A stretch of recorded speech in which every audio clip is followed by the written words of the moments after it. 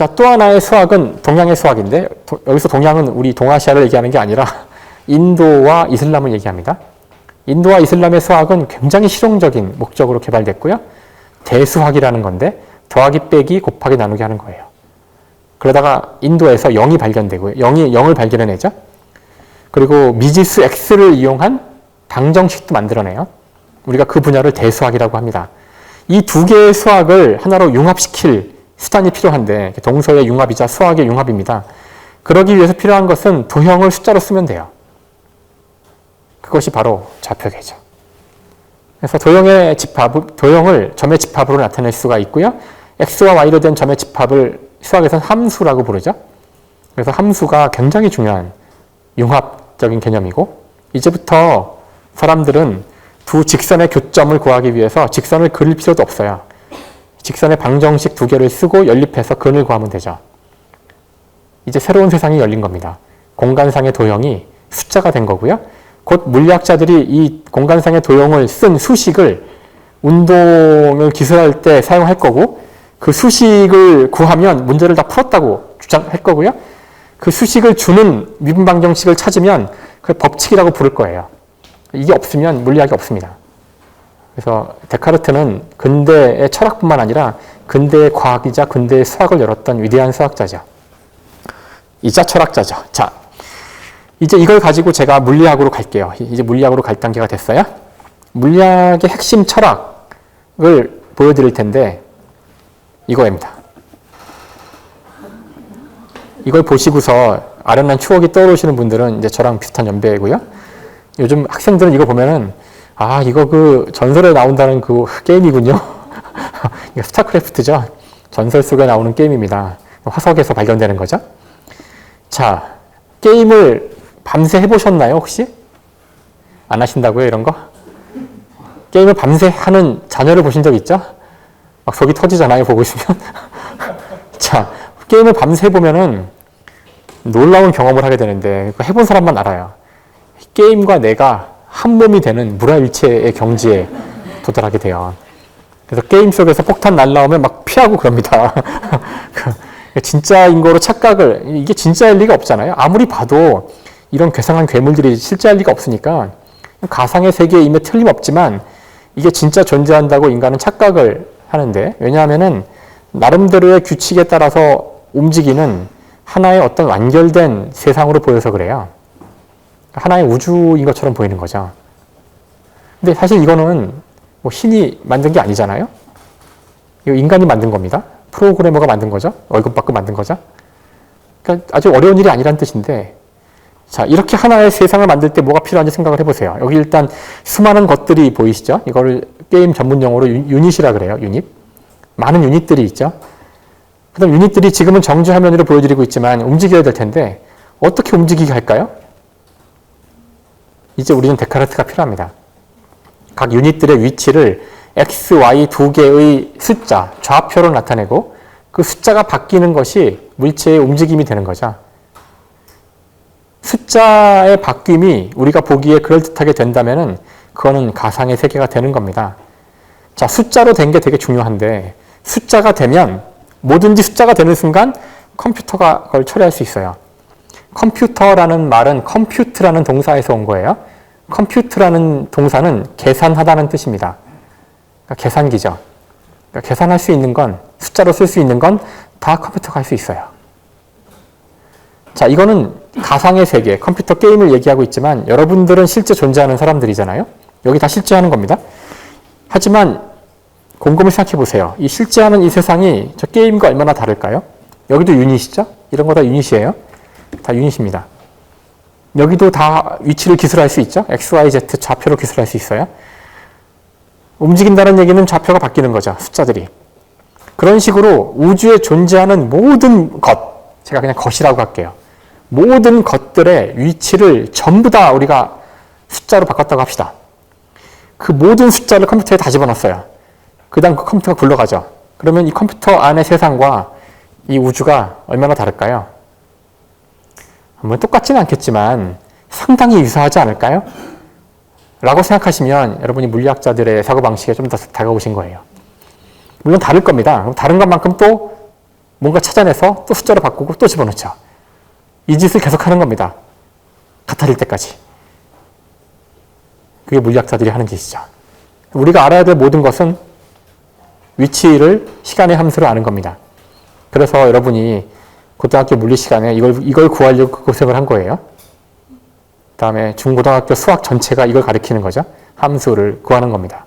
이 함수를 분석하기 위해서 특히 중요한 함수들 1차 함수, 2차 함수, 3차 함수, 그다음에 근의 공식, 근 풀고 이것들을 분석하기 위해서 미분과 적분을 다 배우는 거죠.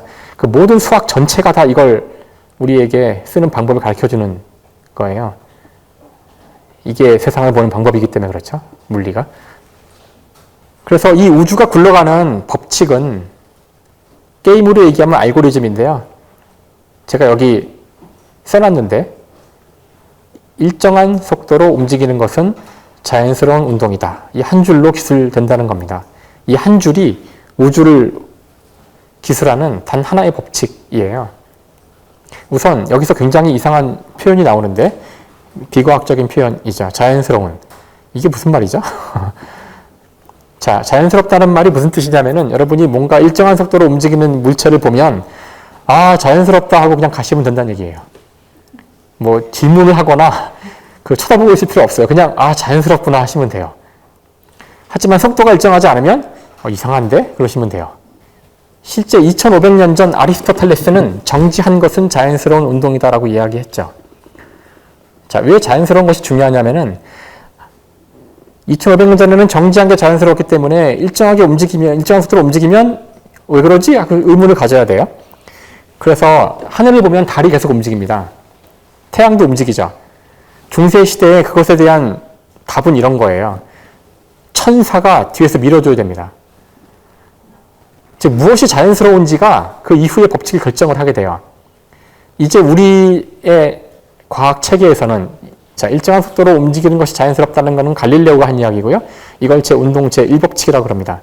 이게 옳다면 이제는 속도가 변하는 게 우리의 기술해야 될 대상이 되는 거예요.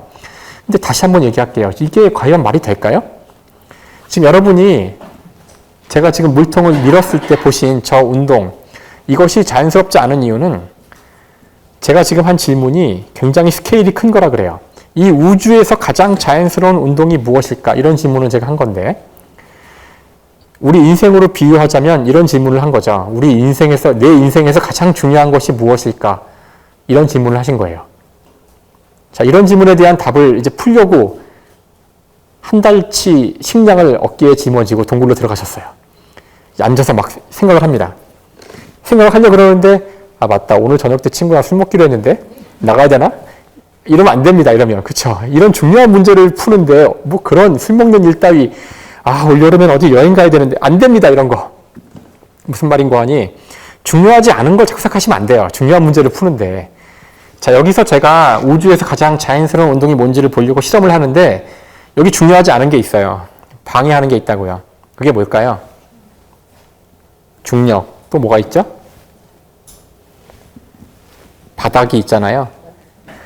이런 답들이 나오면은 이건 이제 일상적인 답이고 물리학자 입장에서는 좀 스케일이 커야 돼요. 뭐가 지금 쓸데없는 거냐면은 이 지구가 쓸데없는 거예요. 지금 우주 전체에서 가장 자연스러운 운동이 뭔지를 찾고 있는데 이 하찮은 지구가 있잖아요. 지구보다도 적어도 한 태양계 정도는 밀어버리고 시작해야 됩니다. 태양계를 싹 없애버려요. 빈 공간이 확보가 됐죠? 거기다가 저 물통을 놓고 이제 살짝 밀어보는 거죠. 그럼 물통이 어떻게 움직이냐면은 이 동영상에 나오지만 영화 그래비티의 한 장면이죠. 우주 공간에서 움직이기 시작한 우주인은 멈출 수가 없어요. 결국은 이 사람은 죽죠. 멈출 방법이 없어요. 자기는 돌아가고 있는데 저 도는 것도 멈추지 못하죠. 일단 움직이기 시작하면 그 자체가 우주에서 자연스러운 운동이기 때문에 그 물체 자신을 멈출 방법은 없어요. 절대로 멈추지 못합니다. 방법이 있다면 자신의 물체 몸을 반으로 나누거나 자기를 잘라서 한 부분을 던지거나 제3의 물체가 자기한테 와서 뭘 치거나 그럴 수밖에 없어요. 무서운 얘기죠. 자, 이것이 운동의 법칙이기 때문에 이제 이것을 수식으로 쓰는 일이 남았는데 물리 법칙이 되기 위해서는 그 일을 한 사람이 물리학의 아버지라고 하는 뉴턴입니다. 뉴턴의 모습이고 오른쪽이 그 사람의 책, 위대한 책이죠. 프린키피아라는 책입니다. 이 프린키피아라는 책은 정확히 유클리드의 기하학의 형태로 쓰여졌어요. 데카르트의 이야기를 듣고 그렇게 쓴 거죠. 이 책에는 정의가 나오고 공리가 나오고 그 이후에는 정의와 공리로부터 모든 가능한 걸 다 썼어요. 그러니까 이 책에 나오는 내용은 정의와 공리가 맞다면 하나도 안 틀리죠. 공리가 3개 나옵니다. 제1공리, 2공리, 3공리. 오늘날 우리는 이걸 공리라고 부르지 않고 법칙이라고 불러요. 뉴턴의 제1법칙, 뉴턴의 제2법칙, 뉴턴의 제3법칙이라고 부릅니다. 제1법칙은 저희가 금방 보여드렸던 일정한 속도로 움직이는 것은 자연스러운 운동이다. 어려운 말로 관성의 법칙이라고 부릅니다. 제2법칙은 F는 ma죠. 그래서 F는 ma. 이제 여러분은 이 식에서 a가 의미하는 바, 여기 왜 a가 나왔는지를 이해하실 수가 있는 거예요. a는 가속도, 속도가 변한다는 뜻이죠. 속도가 변하는 게 왜 이 법칙에 나왔는지 아시겠죠? 속도가 안 변하면 그냥 지나가시면 돼요. 자연스럽다 그러고. 속도가 변하니까 왜 그러지? 예, 그 이유가 쓰여 있죠. 왼쪽에 F라고 쓰여져 있죠. 힘. 힘은 속도를 변화시키는 원인이 되는, 이 식은 사실 등호로 되어 있지만 왼쪽이 원인이고요. 오른쪽이 결과, 인과율을 나타내는 식이죠. 힘이 작용하면 물체의 운동에 변화가 생깁니다. 좀 더 구체적으로 속도가 변하는 거죠. 물리학이 좀 다정해지셨나요? 사실 이것만 알면 다 끝난 거예요. 역학 1년 동안 배우는데 물리학과에서 이거 계속 푸는 겁니다. 나머지는 공리를 가지고 변형시키는 거죠. 1년 내내. 이거 한 줄입니다. 물론 이렇게 얘기하면 그럴 리가 없다고 생각하시는 분이 많을 것 같아요. 물리가 저렇게 쉬웠을 리가 없는데, 그렇죠? 그럴 리가 없죠. 제가 이제 정체를 보여드릴게요. 이제 기억이 나시죠? 가속도라고 멋있게 이야기했지만 사실 가속도는 속도의 시간 미분이고요. 속도는 위치의 시간 미분이죠. 그래서 미분.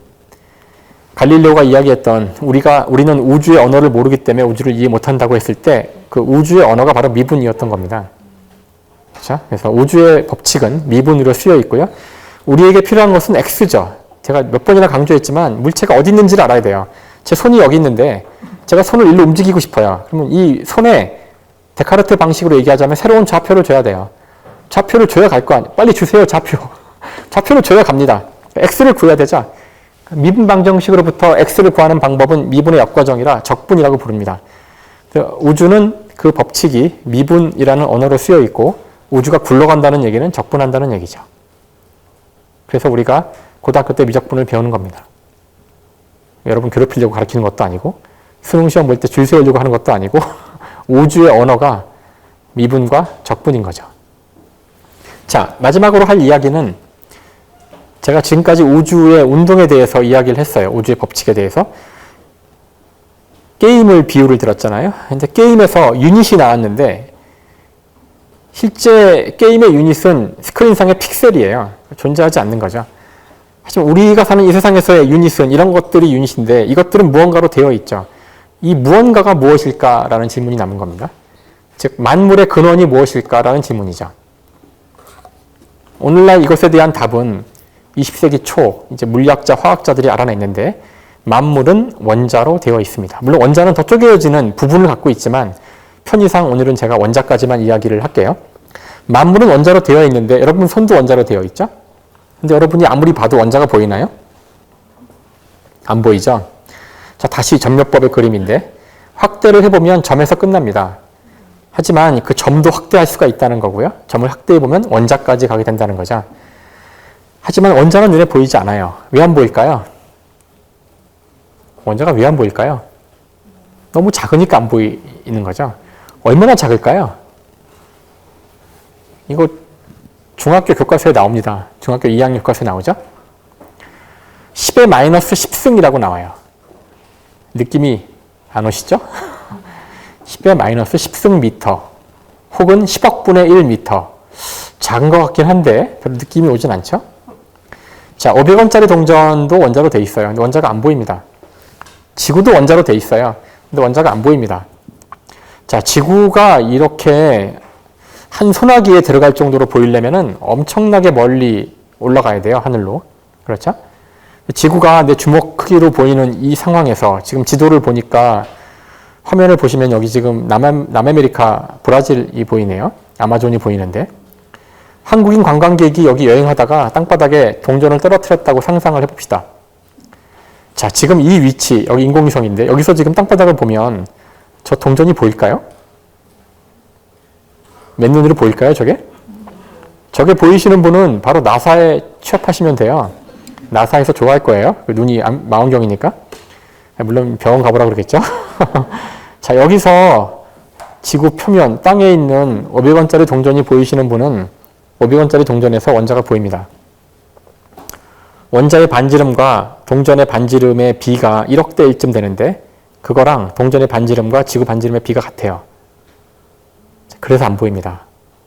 정말 정말 작은 거죠. 느낌이 오세요? 지구와 동전의 관계인 거예요. 어쨌든 거칠게 이야기해서 세상 모든 것은 원자라는 레고 블록으로 되어 있어서 레고 블록을 어떻게 조립하냐에 따라 바퀴벌레가 되기도 하고 재가 되기도 하고 스마트폰이 되기도 하고 뭐 오만 것이 되기도 하죠. 이거는 비유가 아니라 실제가 그래요. 그래서 사실 저를 원자 수준으로 분해를 하게 되면은 어떤 생명체든 만들 수 있습니다. 지구상의 생명체는 CHON 4개의 원자가 99%인데 원자 조성이 거의 같아요.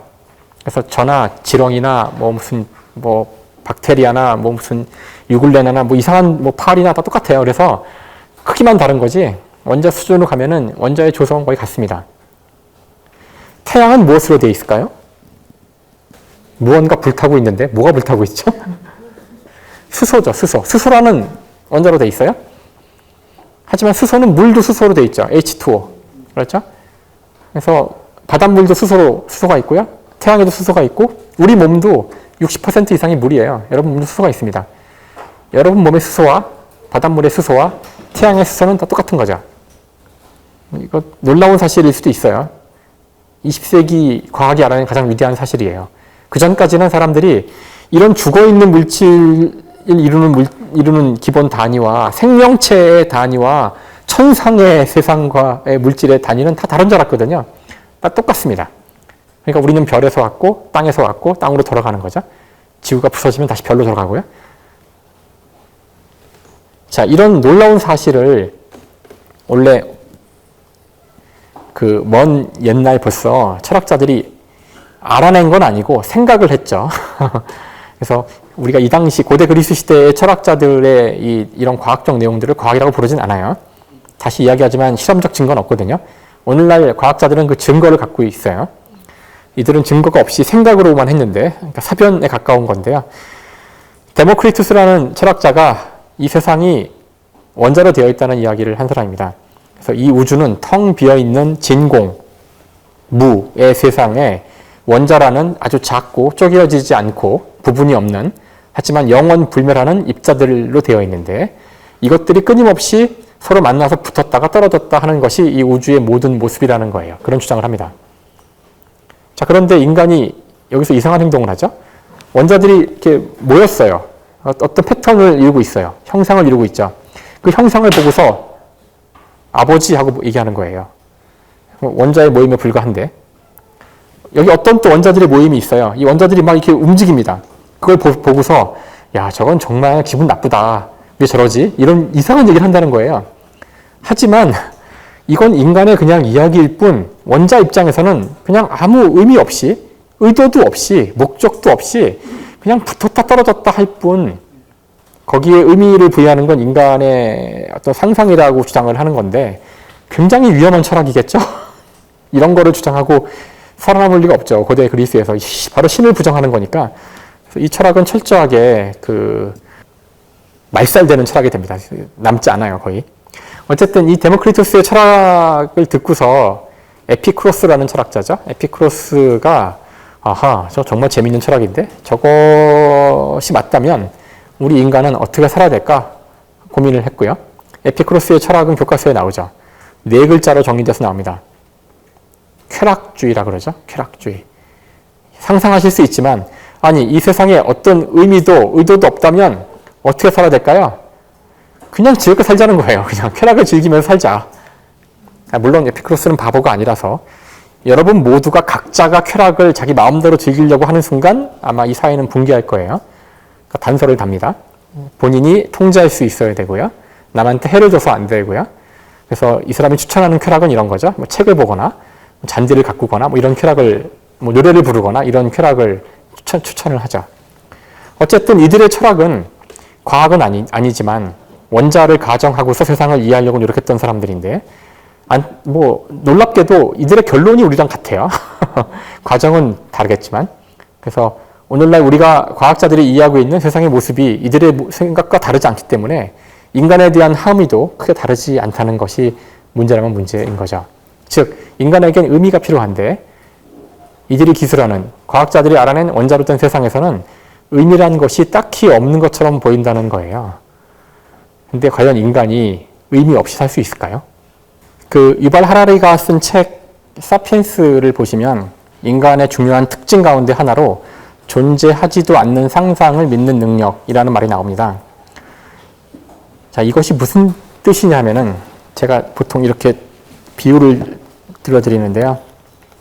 여기 원숭이가 한 마리 앉아 있다고 상상을 해보세요. 원숭이가 여기 앉아서 바나나를 먹으려고 딱 껍질을 깔려고 그러고 있는데 제가 이 원숭이 바나나를 뺏어요. 제가 먹으려고 합니다. 그리고 대신 원숭이한테는 이걸 10,000원짜리 지폐를 대신 주죠. 원숭이가 저한테 감사하다고 하고서 그냥 조용히 물러갈까요? 그럴 리가 없죠. 바로 저를 막 물어뜯거나 다시 이 바나나 달라고 막 그럴 텐데, 사실 원숭이가 좀 현명하다면 이걸 가지고 마트에 가면 한 20개, 바나나 20개는 살 수 있지 않을까요? 이걸로? 그렇죠? 그러니까 바보 멍청이죠. 이걸 몰랐던 건데, 그 의미를. 생각을 곰곰이 해보시면 사실 우리가 이상한 거예요. 원숭이가 만든 거죠. 이거 종이 쪼가리 맞아요. 이거 종이에요, 종이. 그렇죠? 이거 종이입니다. 파란색 종이에요. 근데 우리는 이 종이에 실제로는 존재하지 않는데 그런 바나나 20개의 가치가 있다는 것을, 그런 상상이죠. 그런 상상을 믿는 능력을 가지고 있어요. 여러분이나 저나. 이 능력이 보통 능력이 아닌 것이 다른 영장류들이 못해요. 침팬지나 오랑우탄 못합니다, 이거. 우리 인간은 합니다. 그래서 인간 고유의 중요한 특성인데 이거를 할 수 있기 때문에 인간은 이렇게 거대한 사회를 유지할 수 있다는 거예요. 원숭이나 침팬지도 100마리 정도의 사회를 이룰 수 있어요. 우리 인간도 초기, 선사시대 초기에는 그런 작은 집단 사회를 이뤘고요. 대개 그런 집단 사회는 혈연 집단입니다. 그러니까 본능에 의해서 유지가 되는 사회예요. 거기까지는 가능한데 문제는 10만, 100만 정도의 개체들이 모여서 도시 국가를 이루거나 국가를 이루려면은 이제는 이런 거를 믿는 능력이 없으면 다른 혈연 관계에 있는 개체들과 같이 협력하여 일을 할 수가 없어요. 다행히도 인간에게는 그런 능력이 있어서 이와 같은 사회를 이루고 있고, 여러분이 지금 이 순간에도 실제로는 존재하지도 않는, 지금 이 돈의 예를 들었는데요. 그런 수많은 것들을 다 믿으시기 때문에 이 사회가 지탱되고 있는 겁니다. 그래서 여기 있는 것들 전부 다 존재하지 않는 거예요. 정의란 무엇인가라는 책 보셨나요? 마이클 샌델의 저 책을 다들 1장밖에 안 보는 책이라던데, 보시면 여러분 이 책 보고 나서 아 그래 정의가 뭐지 하고 한 줄로 딱 쓰실 수 있어요? 못 씁니다. 이 책을 읽으면 정의가 뭔지 모르게 돼요. 행복이란 무엇인가 이런 책을 사서 보시면서 이 책 보고 나면 이제는 행복이 뭔지 정확히 알게 될 거야 라고 기대하시는 분은 미친 사람이죠. 사랑이란 무엇인가? 여기에 사랑의 답이 있을까요? 인생이란, 보시면 이런 무엇인가 시리즈 책들이 많은데 이런 책의 목표는 다 똑같아요. 왜 이런 것들이 정의가 안 될까요? 왜냐하면 이런 것들이 실제로 존재하지 않아서 그래요. 인간이 만든 겁니다. 인간이 이런 거대한 사회를 이루고 살아가기 위해서 만든 거예요. 가끔 이런 말을 하면 좀 충격 받으시는 분들이 많아서 저를 되게 미워하시는 분도 생기고 그래서 제가 말을 하나 더 덧붙이는데, 제가 이런 말을 함으로써 여기 정의, 행복, 사랑, 대한민국 이런 게 상상의 산물이라 쓸데없다고 얘기하는 것이 아니라 그래서 소중한 겁니다. 이거는 인간의 상상만으로 만들어진 거기 때문에 이걸 믿어야지만 인간이에요. 인간적으로 사실 분들은 이걸 믿는 사람들이란 뜻이에요. 제가 이걸 믿을 때만이 인간답게 사는 겁니다. 이걸 믿지 않고 사는 방법은 혼자 무인도에 사는 방법이 있죠. 아니면 혈연 관계 속에서만 살 수 있어요. 그걸 벗어나는 순간 이게 필요합니다. 그래서 저는 거칠게 이야기해서, 항상 그 거친 게 좋은 게 아닌데, 그 세상을 이해하는 데 두 개의 체계가 있다고 이야기를 해요. 하나는 그냥 사실들에 대한 겁니다. 사실. 지구가 태양주위를 돌죠. 기분 나쁘세요? 이건 정의롭지 않을까요? 지금 웃으시지만 300년 전에는 기분 나빠했어요. 아주 기분 나빠서 지구가 돈다 그러면 죽였죠. 그것도 불태워 죽였어요. 신의 뜻을 거역하는 사람들이었죠. 백인과 흑인은 평등합니다. 당연한 얘기 아닌가요, 지금은? 그렇죠? 이런 이야기들, 자, 팩트를 다루는 그런 학문을 과학이라 그래요. 과학은 그냥 사실을 다뤄요. 거기에 여러분이 어떤 인간의 이런 상상을 넣는 순간 보통 안 좋아집니다. 진화론이 나왔을 때 많은 사람들이 분노를 했는데, 사실 진화론은 지구상의 모든 생명체를 설명하는 이론이에요. 근데 사람들이 어리석게도 오로지 인간에 대한 함의만 가지고 분노를 해요. 다른 동물들은 신경도 안 써요. 그렇죠? 개와 고양이가 가깝다는 거에서 분노하지 않지만 오로지 인간이 원숭이와 가까운 것만 분노를 했는데, 그냥 팩트인데 거기에 아까와 같이 분노를 한 거죠. 지금도 우리가 얼마나 많은 그냥 과학적 사실에 대해서 분노하고 있을까요? 자, 또 하나의 학문 체계가 있어요. 또 하나의 학문 체계, 사고방식이죠. 그거는 상상을 믿는, 상상에 대한 겁니다. 그 상상은 인간이 사회를 이루기 위해 정의한 것들이고 대부분 엄청나게 오랜 역사적 맥락이 있어요. 그냥 하루아침에 합의한 게, 하루아침에 믿는 게 아닙니다. 제가 여기 앉아서 이런 정중한 표현을 쓰고 이런 복장으로 하고 이런 표정을 짓는 것들 다 우리가 오랫동안 합의한 상상의 산물이지만 과학적으로 제가 왜 그래야 하는지 입증할 수 없어요. 이유가 없습니다. 당연히. 따지고 들어가면 최후에 가서 부분이 없는 최후의 어떤 원자가 나오느냐고 안 나옵니다. 다 상상한 거니까. 하지만 굉장히 중요한 체계죠. 인간이 가장 중요한 체계입니다. 우리가 이런 체계의 대부분은 인문학이 다루게 됩니다. 자, 이와 같이 이 두 개의 서로 상이한 체계, 이 체계를 모두 다 조화롭게 우리가 알 때만이 이 세상을 제대로 이해할 수 있다라는 것이 저희 생각이고, 따라서 과학과 인문학은 서로 경쟁 관계에 있거나 서로 대타적인 부분이 아니라는 거예요. 오히려 위험한 것은 과학의 영역을 인문학이 와서 의미를 부여하려고 하거나 의미가 없는데, 인간의 영역을, 상상의 영역을 과학이라고 이야기하거나, 아까 제가 인종을 이야기했지만 백인이 흑인보다 우월한 인종인 것은 우주의 법칙이다. 이런 게 위험하다는 거죠. 그거는 200년 전 인간들의 믿음에 불과했었던 거예요. 지금도 우리가 한때 100년 전에 여성은 직업을 가지지 말아야 한다. 그거는 이 세상의 섭리라 그랬어요. 말도 안 되는 얘기입니다. 그걸 입증할 수 있는 과학적 근거가 없다면 그냥 당시 인간들의 상상의 합의에 불과한 거예요. 지금 그것이 우리에게 불행을 준다면 상상의 합의를 바꿀 수 있다는 뜻이죠. 민주주의 300년 전에 이런 얘기하면 죽었습니다. 말도 안 되는 얘기예요. 어떻게 국민이 주인입니까? 하지만 수억 명의 사람의 피를 흘려서 합의를 바꿨잖아요. 그래서 어떤 것이 인간의 상상의 합의인가, 과학적 사실인가를 분별해내는 것은 대단히 중요하다고 생각합니다. 인간의 합의에 불과하다면 인간이 원하면 바꿀 수가 있다는 거고요. 그러기 위해서는 더 많은 사람들을 설득하고 동의를 끌어내면 되는 거죠. 그런 부분에서는 바꿀 수 없는 것은 없다는 것을 아는 것이 굉장히 소중하다고 생각해요. 하지만 함부로 바꿀 수는 없고요. 바꾸려면 서로 믿어야 바꿔주죠. 서로 신뢰를 해야지만 그 사회는 빠르게 합의를 할 수 있고, 대부분의 사회 문제는 답을 모르는 경우가 아주 많은데, 답을 모르는 것보다, 올바른 답을 찾는 것보다 더 중요한 것은 빠르게 합의를 하는 것일 수 있어요. 광업병소를 수입하자고 했을 때 과학자들한테 끊임없이 물어봤습니다. 사람들이. 광업병소가 안전하냐, 안전하지 않냐? 그럼 과학자들은 답답하죠. 저거를 먹으면 병에 걸릴 확률이 몇 %야. 지금까지 이런 사례들이 있는데 이런 일이 있었고, 그러니까 자세히 모르겠지만 위험할 수도 있고 안위험할 수도 있고 이런 얘기들을 해줄 수 있어요. 비행기를 타면 안전할까, 안전하지 않을까요? 비행기를 타면 추락할 확률이 1억 분의 1인가 그렇죠? 이게 답니다. 과학자로서 비행기는 완벽하게 안전해? 이거 개소리입니다. 확률이 나오겠죠. 사고 확률이 나옵니다. 그걸 듣고 여러분이 판단하는 거죠. 그 리스크를, 그 위험성을 내가 짊어질지 말지. 우리 사회는 비행기 정도의 리스크는 짊어지기로 합의가 됐기 때문에 비행기가 뜨는 겁니다. 자동차는 훨씬 더 많은 사고를 내지만 합의가 돼 있어요. 괜찮다고. 담배가 훨씬 더 위험해요. 미세먼지보다. 하지만 합의가 돼 있어요. 펴도 된다고. 그럼 피는 겁니다. 광우병서도 합의가 더 중요했던 문제일 수도 있었어요. 서양 사회는 빠르게 합의를 하죠. 단 한 명도 광우병으로 죽으면 안 돼. 수입 안 합니다. 우리는 결정하면 되는 문제예요. 그까짓 거 확률 별로 안 큰데 수입하지 뭐 할 수도 있었고요. 아, 그거 안 돼. 우리도 싫어. 하고 안 할 수도 있었어요.